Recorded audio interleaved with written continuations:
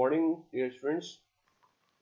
पिछले लेक्चर में हमने सीआरपीसी 145 के प्रोविज़न डिस्कस किए थे और 144 की जो प्रोविज़न है वो, जैसा कि आप जानते हैं, वो मूवेबल इमूवेबल प्रॉपर्टी के डिस्प्यूट से रिलेटेड है।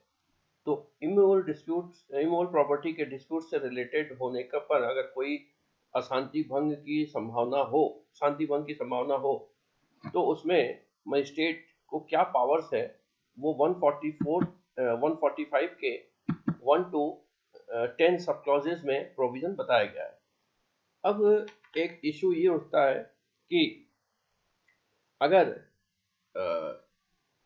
जो 145 सब क्लॉज 1 to 10 के प्रोविजन है उसको यूज करने के बावजूद अगर शांति व्यवस्था कायम नहीं हो पा रही है तो वैसे कंडीशन में फिर नेक्स्ट स्टेप क्या होगा, तो उसकी चर्चा सेक्शन 146 सीआरपीसी करता है, जिसमें कि मजिस्ट्रेट को ये पावर दिए गए हैं कि अगर वो आवश्यक समझता है तो जो सब्जेक्ट मैटर है इमूवेबल प्रॉपर्टी का जिसको लेकर डिस्प्यूट है उसको वो अटैच भी कर सकता है और उसको रिसीवर अपॉइंट करने की भी शक्ति है, उसको पावर है।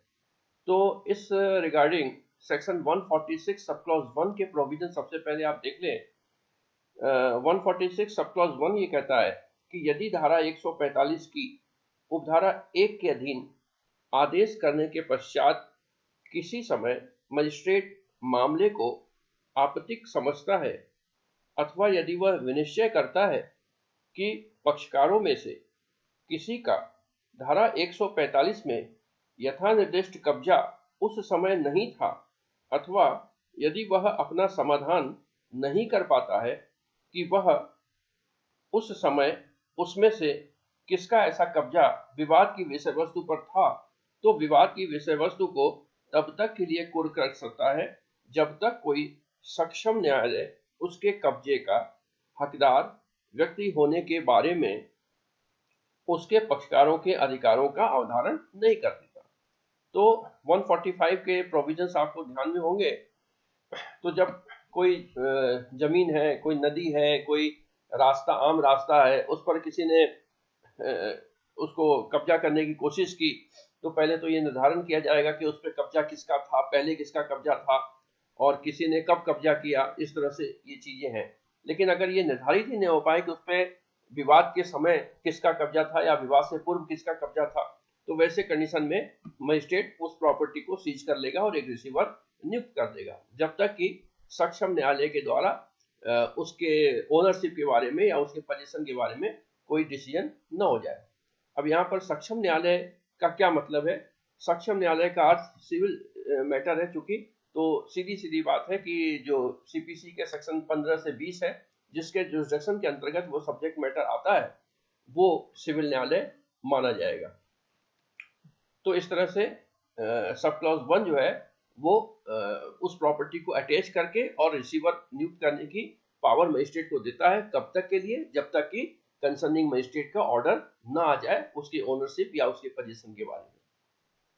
लेकिन एक प्रोविजो लगा हुआ है यहाँ पर, आप देख रहे हैं कि provided that such magistrate may withdraw the attachment at any time if he is satisfied that there is no longer any likelihood of breach of the peace with regard to subject of dispute. यानी ऐसे magistrate का अगर समाधान हो जाता है कि विवाद की विषय वस्तु के बारे में परिशांति भंग होने की कोई संभाविता नहीं रही तो वह किसी समय भी कुर्की वापस ले सकता है। यानी कुछ प्रॉपर्टी तो ऐसे भी होते हैं जिसमें कोई विवाद की संभावना नहीं है, यानी कब्जे को उसने तो रिमूव कर दिया, किसी ने कब्जा करने की कोशिश की, उस कब्जे को उसने रिमूव कर दिया, लेकिन उस कब्जे को रिमूव करने से कोई डिस्प्यूट वहां पे नहीं होने वाला है, कोई शांति भंग व्यवस्था नहीं होने वाली है। तो ऐसे कंडीशन में ये आवश्यक नहीं है कि उस प्रॉपर्टी को अटैच करके वो रिसीवर अपॉइंट करेगी। यानी ये एक प्रोविजन है जो सेक्शन 146 सब क्लॉज 1 में मजिस्ट्रेट को राइट कंफर्म किया गया है, लेकिन इस राइट का जो यूज है वो मजिस्ट्रेट अपने सद्विवेक से करेगा, आवश्यकता पड़ने पर ही करेगा। ये प्रोविजो का इंटेंशन है। उसके बाद 146 सब क्लॉज 2 ये कहता है कि जब मजिस्ट्रेट विवाद की विषय वस्तु को कुर्क करता है तब ऐसा विवाद की विषय वस्तु के संबंध में कोई रिसीवर किसी न्यायालय द्वारा नियुक्त नहीं किया गया है तो वह उस संपत्ति की देखभाल के लिए उचित समझता है तो ऐसा इंतजाम कर सकता है, अथवा वह ठीक समझता है तो उसके लिए रिसीवर नियुक्त कर सकता है, जिसको मजिस्ट्रेट के नियंत्रण के अधीन रखते हुए वे सब शक्तियां प्राप्त होंगी जो सिविल प्रक्रिया संहिता 1908 के अधीन रिसीवर को प्राप्त होती है। यानी सब क्लॉज 2 ये कहता है कि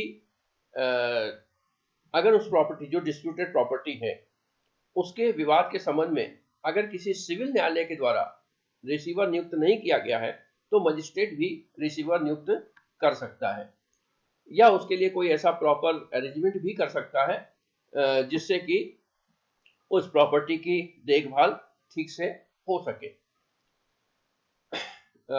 इसमें यह भी कहा गया कि अगर इस तरह का कोई अरेंजमेंट किया जाता है तो उस रिसीवर को जो सीपीसी में एक रिसीवर के लिए जो पावर्स दिए गए हैं वो सारी पावर्स उसको अवेल होगी।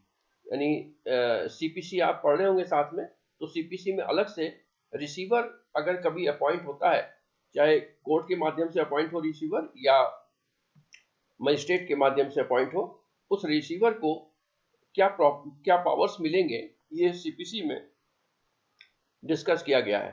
तो वो जो सीपीसी में जो रिसीवर को पावर होगी वही सारे पावर 146 सब क्लॉज 2 में भी उस रिसीवर को मिलेगा। यहाँ पे भी एक प्रोविजो लगा हुआ है। प्रोविजो ये कहता है कि परंतु इस विवाद की विषय वस्तु के संबंध में कोई रिसीवर किसी सिविल न्यायालय द्वारा बाद में नियुक्त कर दिया जाता है तो मजिस्ट्रेट ए अपने द्वारा नियुक्त रिसीवर को आदेश देगा कि वह विवाद की विषय वस्तु पर कब्जा सिविल न्यायालय द्वारा नियुक्त रिसीवर को दे दे, तत्पश्चात वह अपने द्वारा नियुक्त रिसीवर को उन्मोचित कर देगा। बी ऐसे अन्य आनुषंगिक या परिणामिक आदेश कर सकेगा जो न्यायसंगत है। यानी दो स्थितियां हैं, एक तो रिसीवर कोर्ट के द्वारा अपॉइंट होगा, एक रिसीवर मजिस्ट्रेट के द्वारा अपॉइंट होगा। मजिस्ट्रेट के द्वारा जो अपॉइंट रिसीवर है, चूंकि एडमिनिस्ट्रेटिव ऑर्डर है तो वो इमीडिएट हो जाएगा। यानी किसी भूमि से संबंधित विवाद है और उसके बारे में मजिस्ट्रेट को जानकारी मिली, मजिस्ट्रेट ने प्राइमरी इंक्वायरी कराया, पता चला कि अगर इसको अपने कब्जे में नहीं लिया गया तो विवाद काफी बढ़ सकता है जो इर्रेपरेबल होगा। तो ऐसे कंडीशन में मजिस्ट्रेट के आदेश से उस पूरी प्रॉपर्टी को तुरंत अटैच कर लिया जाएगा और इमीडिएटली एक रिसीवर अपॉइंट कर दिया जाएगा। उसके बाद ये अटैचमेंट कब तक होगा? जब तक कि कोर्ट के द्वारा कोई ऑर्डर ना आ जाए। मामला कोर्ट में गया, लिस्पेंडेंस है, कोर्ट के द्वारा 6 महीने 4 महीने में डिसीजन आना है या और लेट हो सकता है, लेकिन कोर्ट ने उचित समझा तो इमीडिएट उस मामले का संज्ञान लेने पर एक रिसीवर अपॉइंट कर दिया। जब ये रिसीवर आएगा यानी कोर्ट के द्वारा अपॉइंट रिसीवर, तो उस कंडीशन में मजिस्ट्रेट अपना रिसीवर विड्रॉ कर लेगा और उसने रिसीवर को जो कुछ भी चार्जेस दी गई थी मजिस्ट्रेट द्वारा अपॉइंटेड रिसीवर को, वो अपना सारा का सारा चार्ज ट्रांसफर कर देगा किसको? जो मजिस्ट्रेट के द्वारा अपॉइंटेड रिसीवर है उसको। और बी क्लॉज उसके बावजूद मजिस्ट्रेट को ऑथोराइज करता है कि अगर इस तरह की व्यवस्था होने के बाद भी कोई अगर आवश्यक आनुषंगिक या परिणामी आदेश कर सकेगा जैसी की आवश्यकता हो। यानी मजिस्ट्रेट के द्वारा जो रिसीवर अपॉइंट किया जाएगा उसके लिए भी अगर कोई सप्लीमेंट्री ऑर्डर्स करना पड़े तो उसके आदेश मजिस्ट्रेट कर सकेगा। यानी उस मजिस्ट्रेट के रहने के लिए कोई क्वार्टर अलॉट करवा सकता है, उसको असिस्ट करने के लिए कोई अपने प्रशासनिक हल्के से कोई आदमी दे सकता है। तो इस तरह के आनुषंगिक आदेश जो है वो मजिस्ट्रेट कर सकता है। तो ये जो 145 और उसके साथ 146 दोनों को मिला के ही पढ़ना होगा। ये स्पेशली किसी इमूवेबल प्रॉपर्टी से रिलेटेड था जिसमें जमीन, बागान, खेत, बगीचा, ये सारी चीजें आती हैं। अब इसके बाद 147 स्पेशली जो है भूमि या जल के उपयोग के अधिकार से संबंधित है, पोजीशन से संबंधित नहीं है, उसके यूज, राइट ऑफ यूज से संबंधित है। तो इसके प्रोविजंस देख लेते हैं क्या है। 147 इसकी हेडिंग ही है भूमि या जल के उपयोग के अधिकार से संबंधित विवाद। तो 147 सब क्लॉज 1 ये कहता है कि जब किसी कार्यपालक मजिस्ट्रेट का पुलिस अधिकारी की रिपोर्ट से या अन्य इत्तिला पर, ये लैंग्वेज तो सारे सेक्शंस में आएंगे, क्योंकि मजिस्ट्रेट अपने ऑफिस में बैठेगा, उसको जो रिपोर्ट मिलेगी वो पुलिस के माध्यम से ही मिलेगी या किसी के शिकायत पर, आम नागरिक के शिकायत पर भी मिल सकती है। तो जब किसी कार्यपालक मजिस्ट्रेट का पुलिस अधिकारी की रिपोर्ट से या अन्य इत्तिला पर समाधान हो जाता है कि उसकी स्थानीय अधिकारिता के अंदर किसी भूमि या जल के उपयोग के किसी अभिकथित अधिकार के बारे में, चाहे ऐसे अधिकार का दावा सुखाचार के रूप में किया गया हो अथवा अन्यथा विवाद वर्तमान है जिसमें परिशांति भंग होनी संभाव्य है, तब वह ऐसा समाधान होने के आधारों पर कथन करते हुए और विवाद से संबंधित पक्षकारों से यह अपेक्षा करते हुए लिखित आदेश दे सकता है कि वे विनिर्दिष्ट तारीख और समय पर स्वयं या प्लीडर द्वारा उसके न्यायालय में हाजिर हो और अपने अपने दावों का लिखित कथन पेश करें। ये चीजें 145 सब क्लॉज 1 में भी था और 47 में भी। केवल टर्म यह है कि वहां पर भूमि पर कब्जे से संबंधित था और यहाँ पर उसके यूज से संबंधित है। एक वर्ड आया यहाँ पर कि सुखाचार यानी इजमेंट्री राइट। यहाँ पर मान लीजिए जैसे गांव में कई बार क्या होता है, गांव में भी या शहरों में भी, कि सड़क के किनारे किसी का खेत है और उसके पीछे किसी का खेत है। उस पीछे वाले खेत में जाने के लिए लोग सड़क के किनारे वाले खेत से होकर जाते हैं और सालों से वो चला रहा है व्यवस्था। वैसे कंडीशन में मान लीजिए उस खेत की बाउंड्री कराई जा रही है, तो यहाँ पर पीछे वाले खेत में जाने के लिए रास्ता ही नहीं बचेगा। तो ये रास्ते का अधिकार, रास्ते को यूज करने का अधिकार इजमेंट्री राइट है। तो यहाँ पर न्यायालय हस्तक्षेप कर सकता है, क्योंकि पीछे वाले लोग कहेंगे कि आपका रास्ता अगर बंद कर दोगे तो हमारे राइट्स समाप्त हो जाएंगे। इस तरह की चीजें अक्सर देखने को मिलती है। जैसे कहीं हाईवेज वगैरह बनता है तो आप देखते हैं कहीं गांव में जाने का रास्ता है तो वहां पर फिर फ्लाईओवर बना के रास्ता दिया जाता है, क्योंकि आप ब्लॉक करोगे तो राइट टू इजमेंट्री राइट उसका वायलेट होता है। तो इसी तरह से अगर कोई बहुत लंबा चौड़ा एरिया है तो नेचुरली इसमें कोर्ट आदेश कर सकता है कि आप इसकी पीछे वाले की जाने के लिए आप रास्ता छोड़ो। या कोई मकान ही है, दो हिस्सों में उसका उसकी रजिस्ट्री हो गई, पीछे वाले में अलग कोई रहता है, आगे अलग रहता है, और बाद में आगे वाले ने मकान का कंस्ट्रक्शन इस ढंग से कराया कि पीछे वाले के लिए रास्ता नहीं बच रहा है, तो वो भी 147 सब क्लॉज 1 में ही कवर होगा। तो इस तरह के डिस्प्यूट्स हमें अक्सर देखने को मिलते हैं। तो यहाँ पर मजिस्ट्रेट उन पक्षों को आदेश देगा कि वो कोर्ट में पेश हो और अपने जो है स्वयं से या प्लीडर के माध्यम से अपने अपने पक्षों का दावा प्रस्तुत करें। एक एक्सप्लेनेशन लगा हुआ है जिसमें लिखा है कि भूमि या जल पद का वही अर्थ होगा जो धारा 145 की उपधारा 2 में दिया गया है। यानी 145 के जो यूज किए गए वर्ड उसको फिर से यहाँ पे एक्सप्लेन नहीं करना है। उसके बाद 147 सब क्लॉज 2 ये कहता है कि मजिस्ट्रेट तब इस प्रकार पेश किए गए कथनों का परिशीलन करेगा, यानी परस्यू करेगा, पक्षकारों को सुनेगा, ऐसा सब साक्ष्य लेगा और उनके द्वारा पेश किए जाएं ऐसे साक्ष्य के प्रभाव पर विचार करेगा। ऐसा अतिरिक्त साक्ष्य यदि कोई हो लेगा वह आवश्यक समझे और यदि संभव हो तो विनिश्चय करेगा कि क्या ऐसा अधिकार वर्तमान है और किसी जांच के मामले में धारा 145 के उपबंध यथासाक्य लागू होंगे। तो एक तरह से 147 सब क्लॉज 2 में डिस्प्यूट रेजोल्यूशन के मैकेनिज्म बताए गए हैं, प्रक्रिया बताई गई है कि उसके अंतर्गत उस डिस्प्यूट को रिजॉल्व करने के लिए मजिस्ट्रेट द्वारा क्या क्या किया जा सकता है। तो मजिस्ट्रेट जो है स्टेटमेंट को रिकॉर्ड करेगा, उसके बाद दोनों पक्षकारों को सुनेगा या उसके प्लीडर्स को सुनेगा और इस तरह के सारे एविडेंसेस दोनों पक्षों से लेगा और उसके ऊपर माइंड अप्लाई करने के बाद वो निर्णय करेगा और अगर आवश्यक समझे तो कोई अदर एविडेंसेस भी मंगा सकता है। और इसमें यह भी लिखा है कि ये जो जांच के मामले होंगे उसमें 145 क्योंकि बहुत डिटेल में दिया गया है तो 145 के प्रोविजंस यहां भी लागू होंगे।